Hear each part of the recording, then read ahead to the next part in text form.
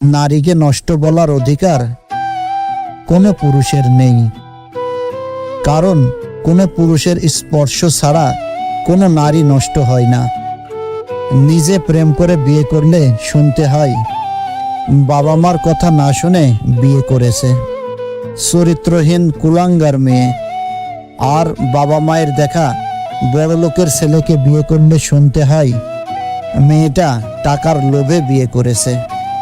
আমাদের সমাজ কন্যা সন্তান চায় না, কিন্তু সুন্দর পুত্রবধূ চাই। মেয়ে মানেই জন্মের পর কালো না ফর্সা যাচাই করা হয়। বাসি ভাতের প্রশংসা সবাই করে, কিন্তু বাস্তবে খুঁজে বিরিয়ানি।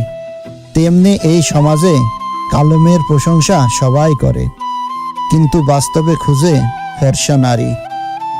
আসলে যে মেয়েটা আপনার বুকে ঘুমায় সেটা আপনার কন্যা, আর যে মেয়েটা আপনার পাশে ঘুমায় সেটা আপনার বউ। যে মেয়েটা আপনার পাশের রুমে ঘুমায় সেটা আপনার আদরের ছোট বোন। আর যে মেয়েটা আপনার জন্য ঘুম নষ্ট করে উপরওয়ালার কাছে প্রার্থনা করে, উপরওয়ালার কাছে আপনার মঙ্গল কামনা করে, সেটা হলো আপনার মমতাময়ী মা। তাহলে রাস্তা বা পাশ দিয়ে হেঁটে যাওয়া মেয়েটা মাল হয় কি করে? ধর্ষণের শিকার হয় কি করে? আপনার পাশ দিয়ে হেঁটে যাওয়া মেয়েটাও তো কোনো না কোনো পরিবারের আদরের মেয়ে, কারো ভালোবাসার মানুষ, কোনো না কোনো ভাইয়ের বোন। তাই সকলকেই অনুরোধ করছি, কোনো মেয়েকে বাজে কথা বা বাজে মন্তব্য করবেন না। মেয়েদের কষ্ট বোঝা এত সহজ না। আসলে তাদের সেই বাড়িতেই জায়গা হয় না যেই বাড়িতে তারা জন্ম নেয়। মানুষ বড়লোক হলে ভুলে যায় যে সেও একদিন গরিব ছিল, শিক্ষক হলে ভুলে যায় যে সেও একদিন ছাত্র ছিল।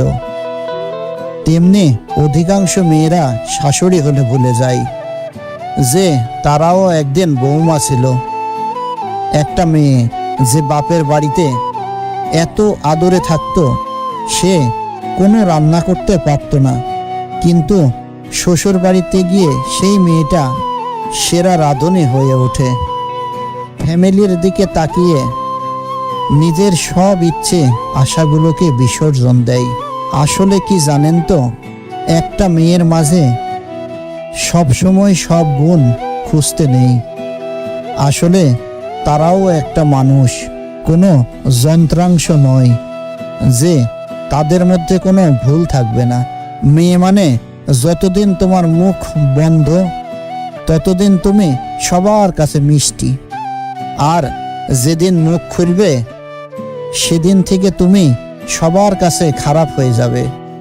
মেয়ে মানে শ্বশুর বাড়িতে সব নির্যাতন সহ্য করে বাড়িতে ফোন করে হাসি মুখে বলতে হয়, হ্যাঁ আমি ভালো আছি। হ্যাঁ, এটাই হলো মেয়েদের জীবন। যদি ভিডিওটি ভালো লাগে অবশ্যই পাশে থাকবেন। দেখা হচ্ছে পরের ভিডিওতে। সুস্থ থাকবেন।